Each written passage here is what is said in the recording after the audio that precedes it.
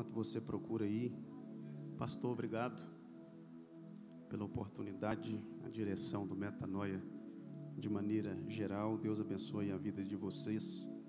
É um prazer retornar aqui a esta casa mais uma vez. Segunda carta de Paulo aos Coríntios, o capítulo é o 12.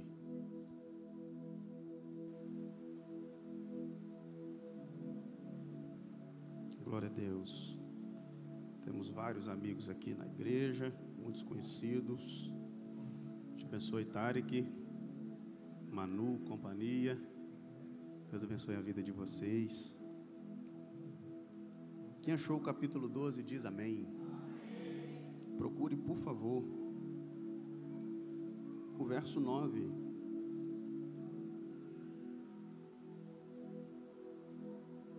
Verso 9 diz assim: e disse-me, a minha graça te basta,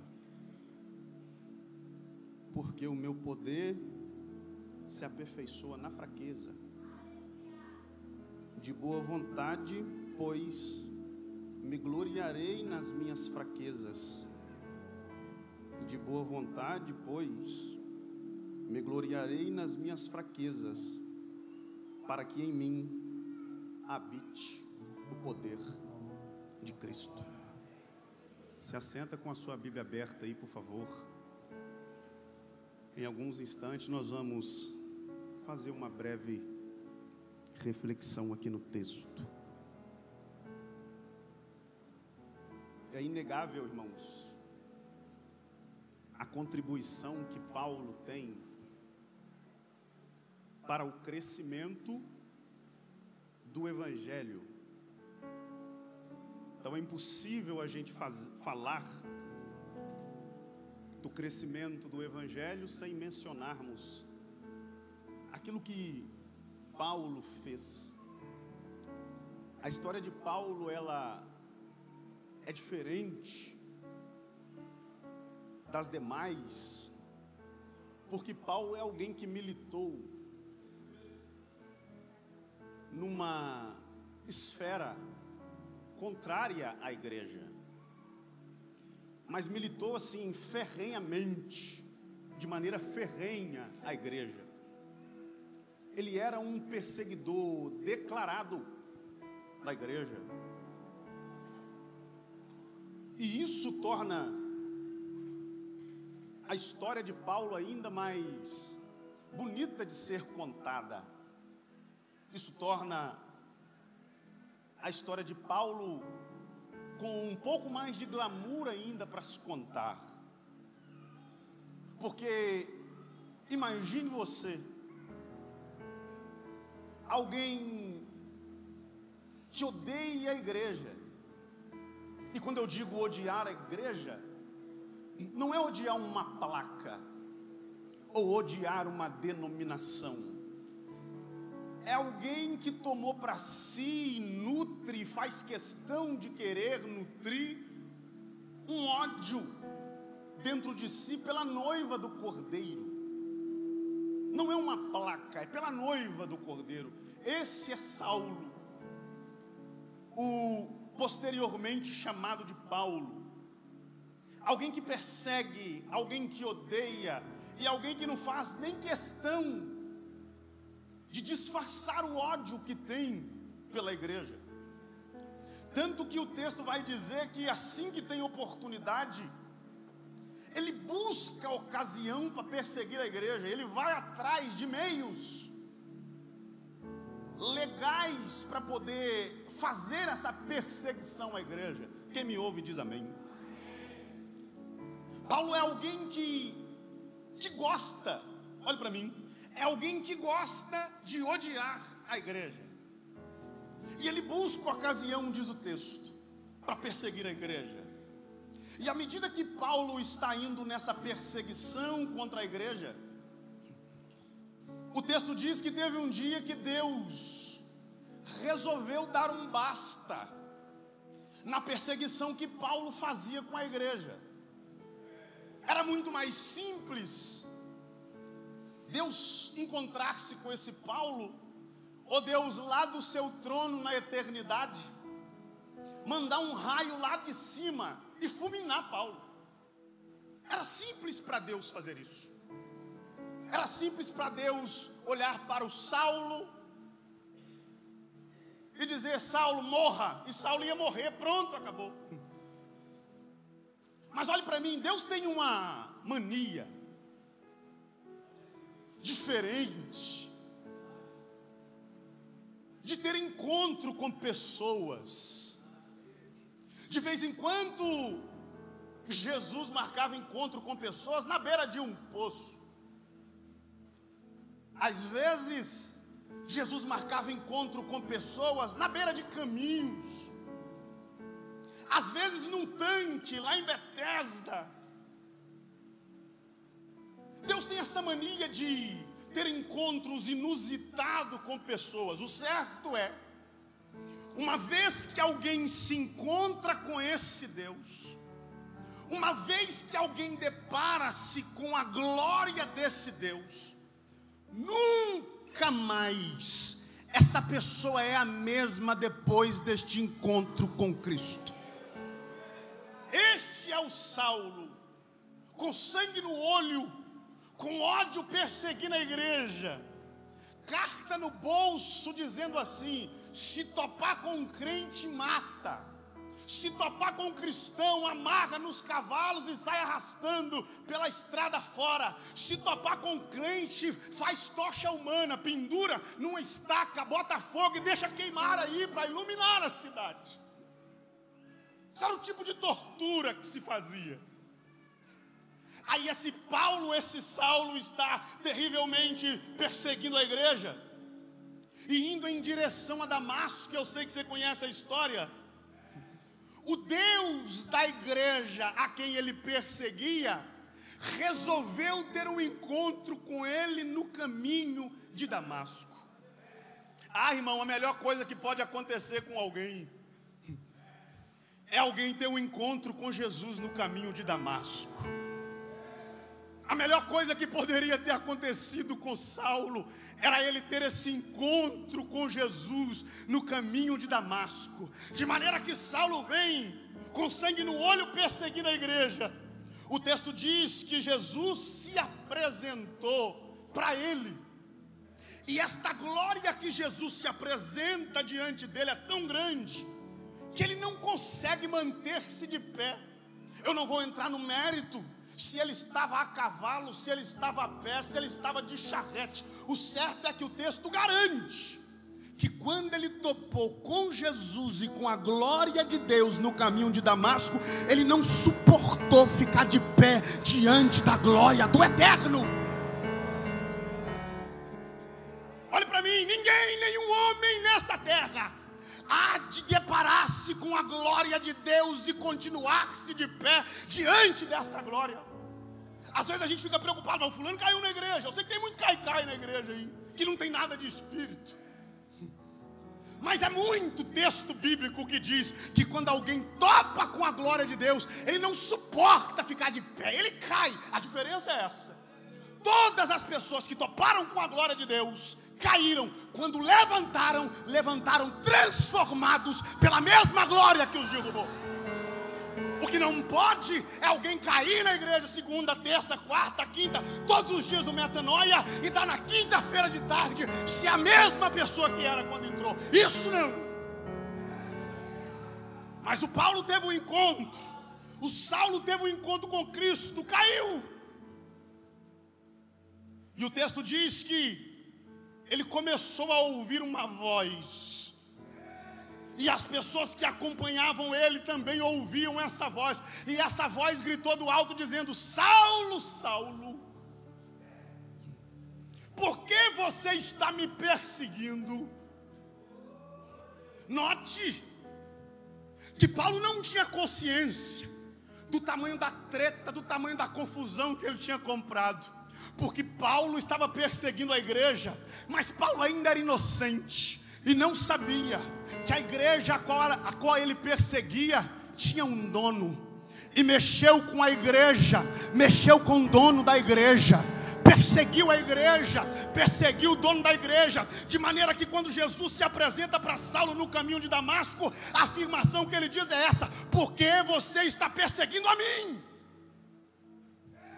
Não é porque você está perseguindo a minha igreja, é que para Jesus é assim: mexeu com a noiva, mexeu comigo. Perseguiu a noiva, perseguiu a mim. E o Saulo atordoado, e o texto diz que as pessoas que estavam com ele ali ouviam a voz, mas ninguém conseguia ver nada. Todo mundo só ouvia essa voz e não conseguia ver nada. E o Saulo está caído por terra diante desta glória. E ele vai dizer assim: Senhor,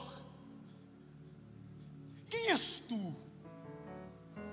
Quem é o Senhor? É chique ver Jesus falando de si mesmo.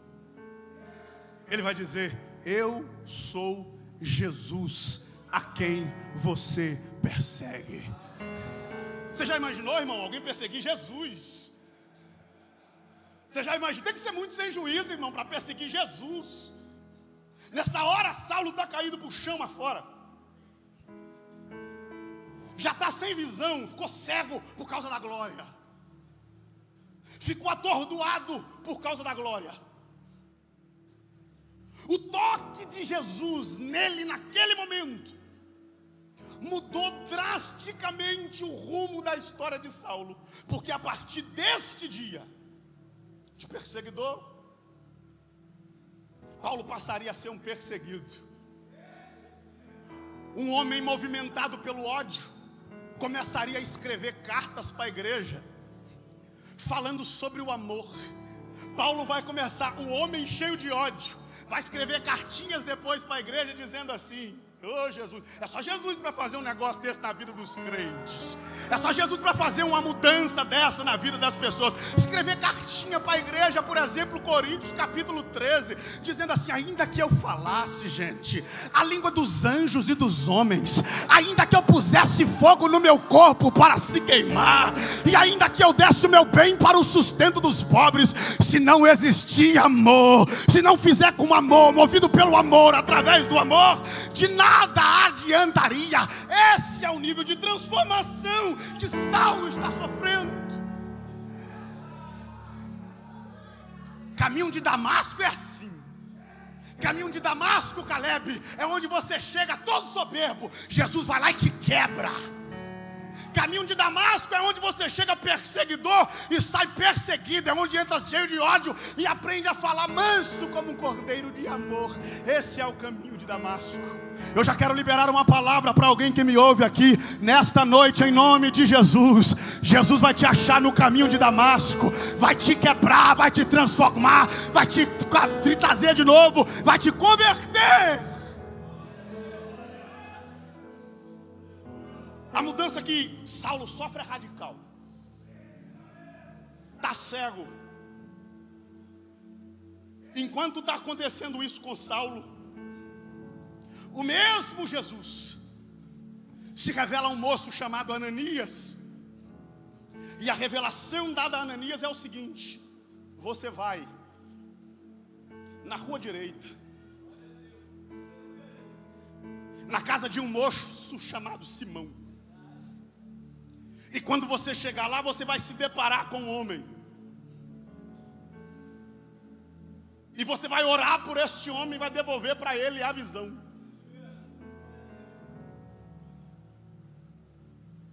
O irmão Ananias começou a questionar Deus. Olha para mim. Começou a questionar Deus, porque o que Deus diz para ele é: você vai lá ungir para mim Saulo. A fama de Saulo era de matador de crente, de perseguidor da igreja. Aí Jesus olha para o profeta e diz assim: vai lá e unge ele. Aí o Ananias rapidamente, como você e eu, arrumamos uma série de desculpas para poder não ungir o Saulo. Senhor, mas como assim? Ele é perseguidor da igreja. Senhor, mas como assim? Ele é matador de crente. Crente passar perto desse homem, Senhor, é morte na certa. Aí o profeta escuta Deus dizer assim: você vai, porque se você tiver juízo, você vai, porque ele é para mim um vaso valoroso. Você vai porque ele é para mim um vaso valoroso.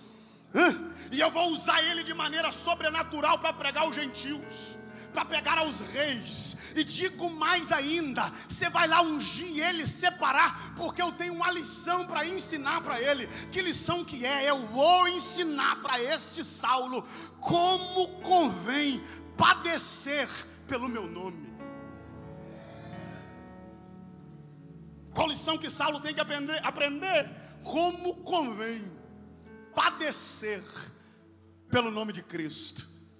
O chamado de Saulo não era um chamado para o playground, não era um chamado para o passeio, não era um chamado para um rolezinho. O chamado de Saulo era um chamado para o sofrimento, era um chamado para padecer. Eu preciso te lembrar, se por acaso você tenha esquecido, chamado ainda é renúncia.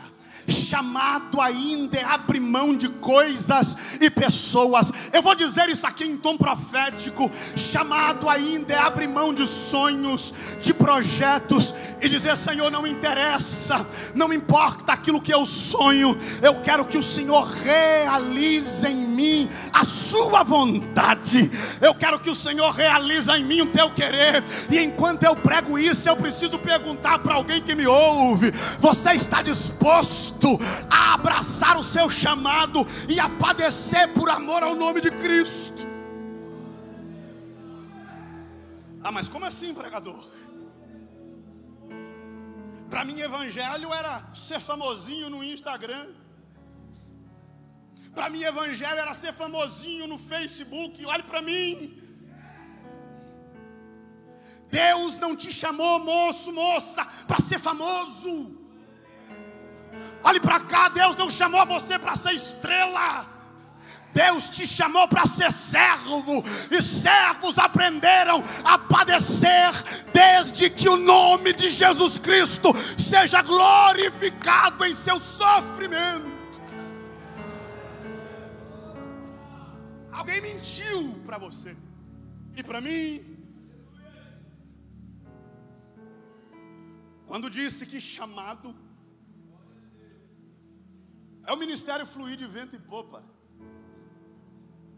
Alguém enganou você e enganou bonito quando disse para você que abraçar o seu chamado é só o estrelato.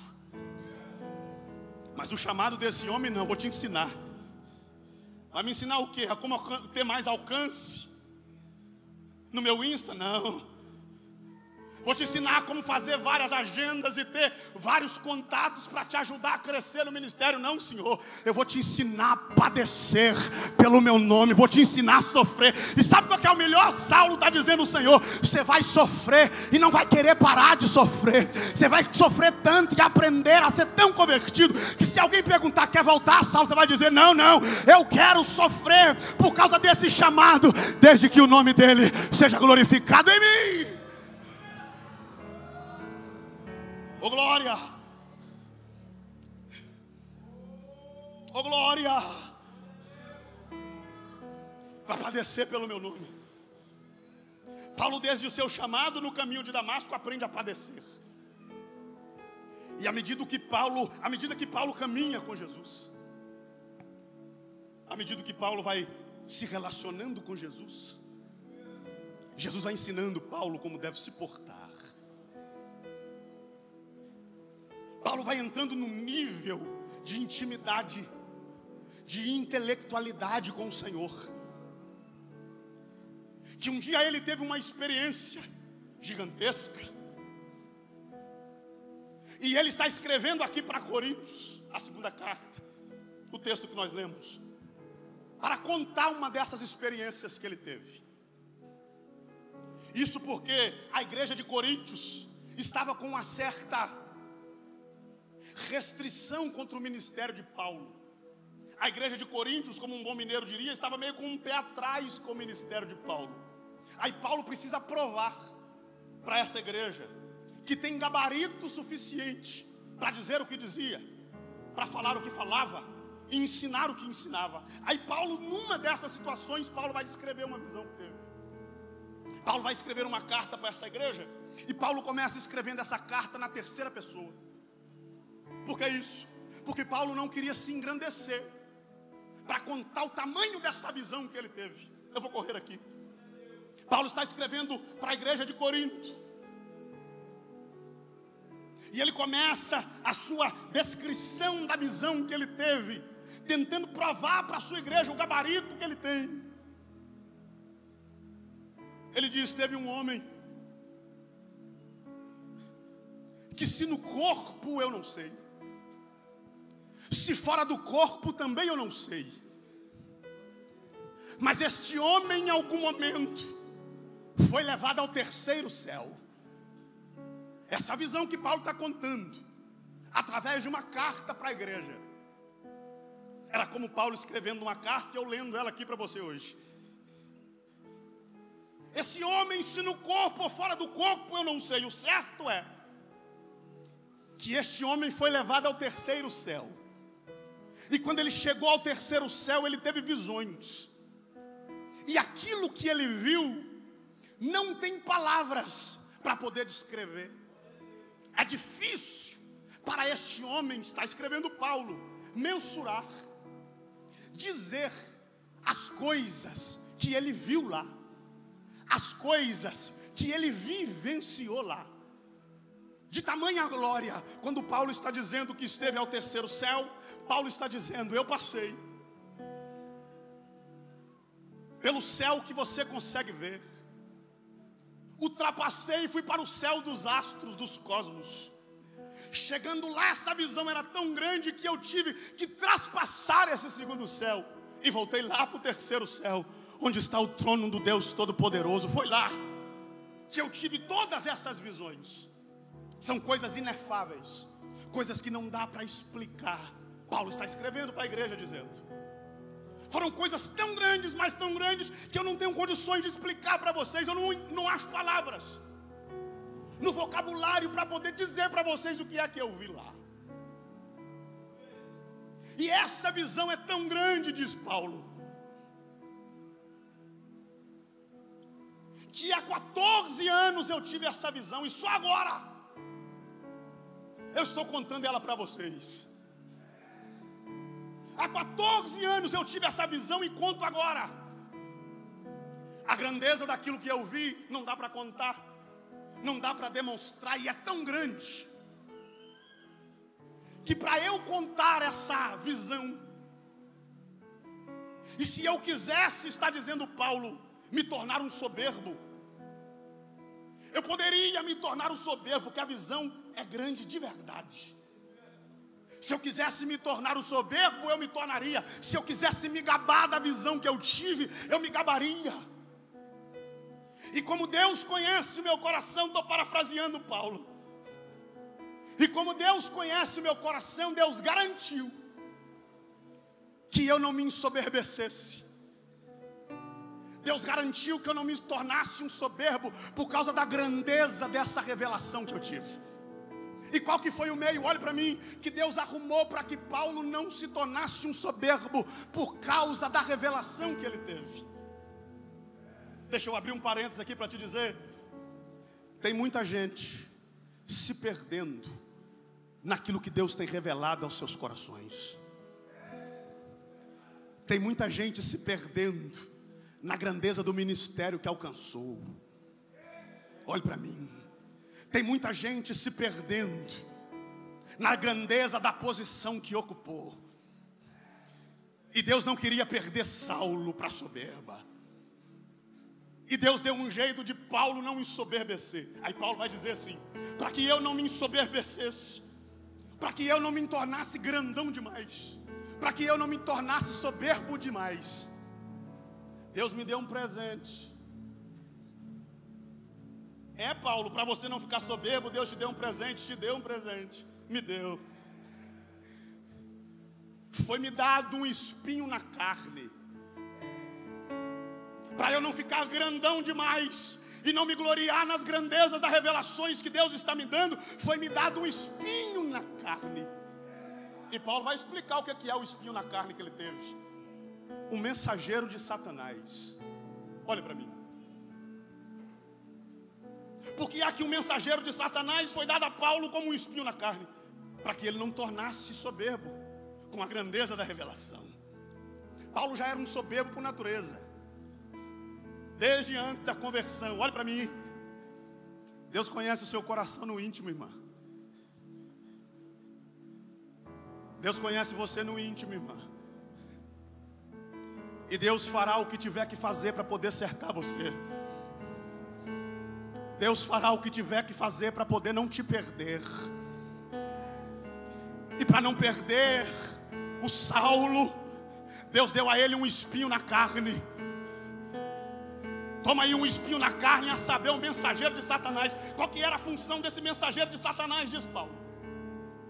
A função desse mensageiro de Satanás é me esbofetear. Era fazer o quê? Me esbofetear. Todas as vezes que eu começasse a me engrandecer. Então todas as vezes que Paulo começava a ficar grandão demais com as revelações, vinha um demônio e dava tapa na cara de Paulo. Olha para mim, todas as vezes que Paulo começava a ficar grande demais, por causa das revelações que estava tendo, o demônio vinha e esbofeteava Paulo. Eu preciso só te lembrar que quem deu isso para ele foi o próprio Deus. Quem presenteou ele com esse espinho foi o próprio Deus. Mas para que esse espinho na carne? Isto era para aperfeiçoar o caráter do irmão Paulo. O espinho na carne era para aperfeiçoar o caráter do irmão Paulo. Olha para mim, Deus vai arrumar vários meios para poder aperfeiçoar o seu caráter. Deus vai arrumar vários meios para poder aperfeiçoar o seu caráter. O que você não pode é continuar vivendo o mesmo nível a vida toda. Deus vai aperfeiçoar o seu caráter para que você suba de nível. Deus vai aperfeiçoar o seu caráter para que você alcance uma nova estrutura de fé. Paulo começava a ficar grande demais. Aí o espinho, o mensageiro de Satanás, esbofeteava ele. Quando Paulo dizia assim, estou pregando muito, vinha um mensageiro do diabo e esbofeteava ele. E Paulo se lembrava de que a grandeza da revelação não era por causa dele. Assim como a sua vida não tem nada a ver com você, irmão, tem pouco a ver com você, mas tem tudo a ver com ele, é por causa dele, é tudo por meio dele, é tudo dele. Quando Paulo começava a crescer demais, o mensageiro de Satanás fazia questão de lembrar Paulo quem ele era e de onde ele veio, para que eu não me ensoberbecesse. Por causa das grandezas das revelações foi dado a mim um espinho na carne, o mensageiro de Satanás. E Paulo está contando isso para a igreja. E Paulo estava tão incomodado com esse espinho na carne, diz o texto, que como um bom crente ele disse assim, vou resolver isso agora, vou orar, e Deus vai me dar vitória sobre esse espinho na carne. Aí Paulo vai começar uma campanha de oração. E eu fico imaginando o apóstolo orando, dizendo, Senhor, esse espinho na carne está me incomodando demais. Portanto, em nome de Jesus, pelo poder que há no seu nome, eu repreendo esse espinho na minha carne e decreto uma vitória sobre a minha vida e estou livre. Deus olhou para o apóstolo e disse, não. Só que Paulo era crente. Aí Paulo, então tá, se oração só não resolve, vou misturar a oração com o jejum. Agora sai, agora eu terei vitória. E Deus nem responde a oração dele. Paulo vai dizer sobre esse espinho na carne, eu orei por 3 vezes. Na terceira vez Paulo emendou oração com jejum. Talvez foi para o monte, fez campanha, fez tudo o que tinha que fazer, dizendo, Senhor, me livra, tira esse espinho da minha carne. E quando Paulo está encerrando a sua oração, Paulo ouviu a voz de Deus falar com ele.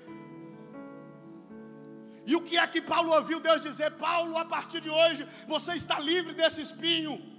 Não, senhor. Não, senhora. Paulo, a partir de hoje eu decreto a sua vitória. A porta se abriu, é sabor de mel para você, agora está livre. Não, senhor. Quando Paulo está orando desesperado, dizendo, Deus, me livra desse espinho na minha carne. Eu sinto dores agudas desse espinho na minha carne. Está dizendo o apóstolo. Na terceira vez que Paulo ora para a libertação desse espinho, Paulo vai ouvir a voz de Deus dizer para ele: Paulo, a minha graça te basta. Ô Paulo, a minha graça te basta. Paulo, e ainda te digo mais: o meu poder, Paulo, se aperfeiçoa na sua fraqueza. O meu poder se aperfeiçoa na fraqueza. Será que essa era a resposta que Paulo estava esperando ouvir? Eu já termino talvez como você e eu. O que o apóstolo queria ouvir é que você está livre. Você sai vitorioso desta batalha. Mas o que o apóstolo ouviu foi Deus lhe dizer: a minha graça te basta. Ô irmão, você não tem noção do tamanho dessa revelação. Você não tem noção do tamanho da grandeza dessa afirmação que Deus está dizendo para Paulo. Paulo está dizendo: Senhor, eu preciso ser livre. Deus está trazendo uma revelação deste apóstolo, dizendo: Paulo, você não dará conta sozinho. Tem coisa que por mais que você ore, Paulo, você não vai conseguir só. Mas isso, Paulo, é para que você aprenda a depender da minha graça. É para que você aprenda, Paulo, que tem coisa que não é na força do seu braço, não é pelo seu nome, não é pelo seu currículo, não é pela sua família, Paulo, não é pelo seu histórico, mas é pela graça. É tudo graça, é através da graça, Paulo.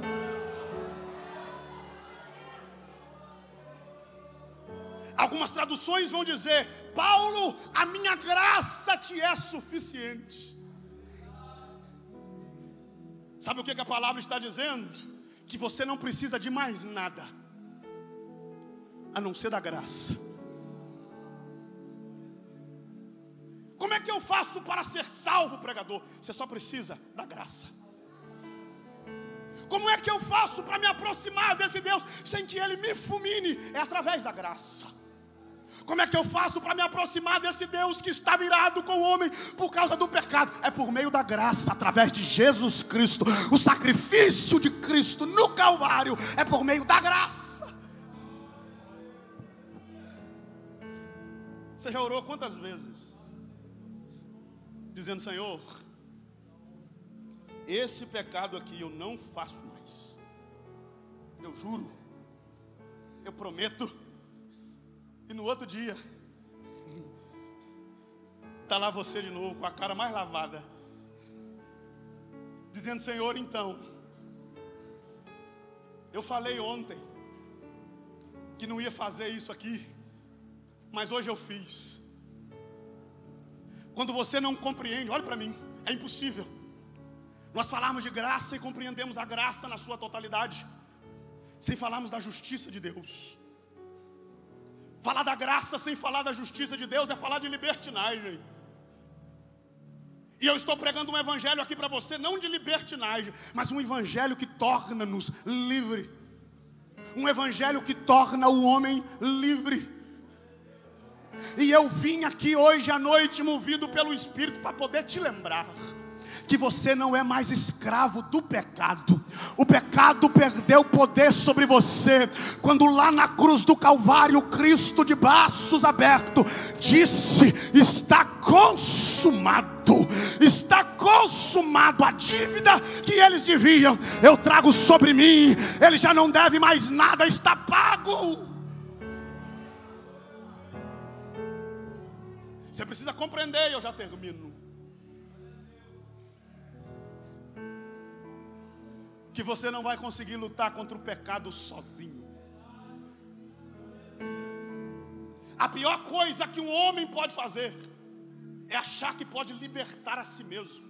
Se o homem pudesse libertar a si mesmo, o sacrifício, o nascimento de Jesus na cruz do Calvário tornava-se inútil. Mas por que Jesus nasceu? É porque o homem não pode nem podia e jamais poderá salvar a si mesmo, mas através do sacrifício de Cristo, Deus está dizendo para nós: a minha graça te basta, a minha graça te basta. Por quê? Eu preciso continuar, pregador, lutando contra o pecado, porque a graça te dá base para isso. Porque eu continuo precisando me esforçar contra o pecado, porque a graça te garante que aquilo que você não pode vencer sozinho, através da graça de Jesus Cristo, você se torna mais do que vencedor.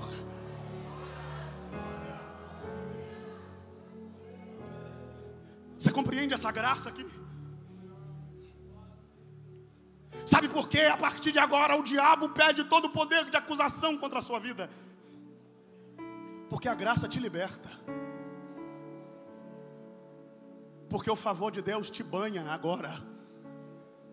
Porque o sangue vertido no Calvário, irmão, lavou as suas vestes sujas.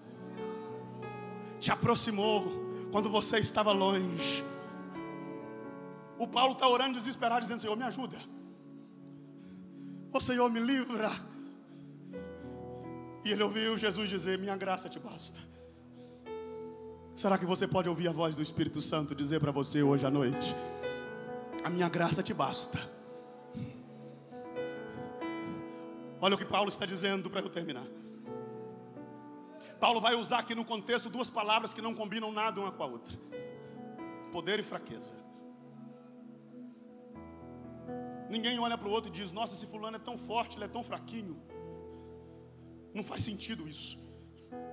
Mas o Evangelho tem dessas coisas. O Evangelho caminha na contramão. E o que Paulo escuta é isso: o meu poder, está dizendo o Senhor, se aperfeiçoa na fraqueza. Paulo, com a grandeza dessa revelação, concluiu: então, para que essa grandeza do Senhor se manifeste na minha vida, tem um segredo. Qual que é o segredo? Eu reconhecer a minha fraqueza. Porque quando eu estou fraco, quando eu reconheço a minha fraqueza, o quão limitado no assunto salvação eu sou, quão pouco é a minha participação na salvação eu sou, é aí, quando eu compreendo essa fraqueza, minhas limitações, diz o texto, quando eu entendo que sou fraco, é aí que eu sou forte. Por que Paulo é forte na fraqueza? Porque o poder de Deus se aperfeiçoa na fraqueza do homem. Só o Evangelho tem dessas coisas, irmão. Um poder de Deus aperfeiçoando gente fraca. O poder de Deus aperfeiçoando gente fraca. Pregador, entrei aqui fraquinho, que bom. Ah, pregador, entrei aqui arrastando, que bom. Entrei aqui, irmão, só pela misericórdia. Ai, que bom. Por que bom? Porque antes de você entrar aqui, a graça já tinha marcado com você um encontro aqui neste lugar, dizendo: venha, porque hoje eu vou te aperfeiçoar. Venha fraco, porque hoje eu vou aperfeiçoar você. Sabe o que você não pode? É estar fraco, fingir que está forte. Isso não. O que você não pode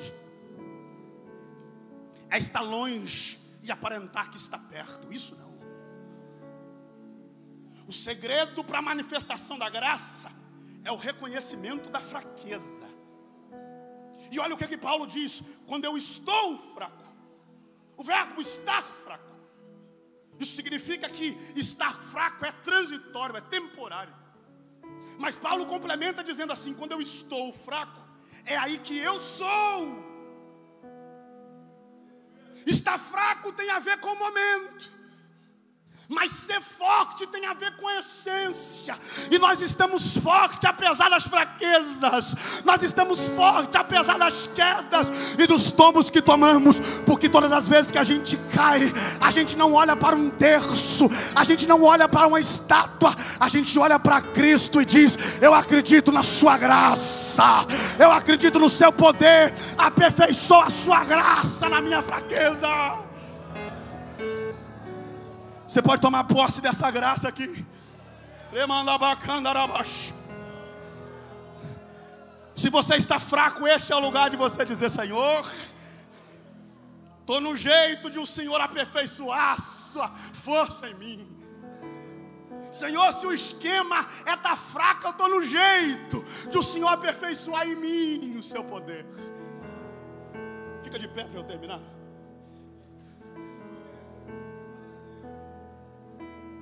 Paulo vai concluir a sua carta dizendo assim para os irmãos: quando eu estou fraco, é aí que eu sou forte. De maneira que eu aprendi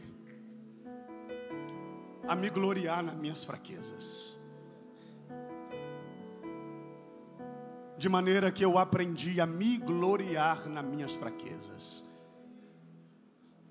Como é que alguém pode se gloriar de ser fraco? Só quando alguém entende que Jesus não está contando com gente forte. Jesus está contando com alguém sensível à sua voz. Ah, pregador, não tenho força. A graça te aperfeiçoa aqui nessa noite. Ah, pregador, eu pequei. Ah, que bom. Bom que você está no lugar certo. Bom que o senhor, a senhora, jovem, você está no lugar certo. A graça de Deus te alcança aqui nessa noite. Coloque a mão no seu coração por um minuto. A graça de Deus te alcança, moço. Ô moça, a graça de Deus te alcança. O que é que eu tenho que fazer, pregador? Reconheça a sua fraqueza e diz: Senhor, aperfeiçoa em mim o teu poder. Eu profetizo sobre você que me ouve aqui. Receba a força do céu.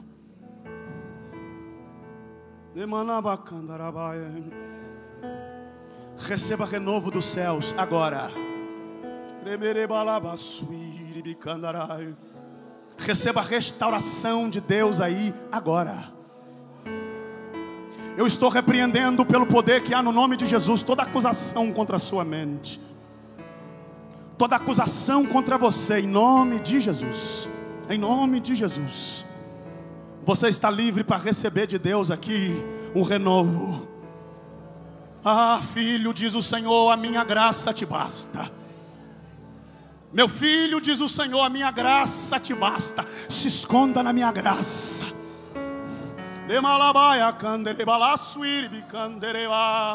Se esconda na minha graça. Não é pela sua força, não é pelo seu próprio mérito, não é pelo tanto que você ora ou lê Bíblia, ou tanto que se não é por isso. É tudo pela graça. É a minha graça, é a minha graça, diz o Senhor.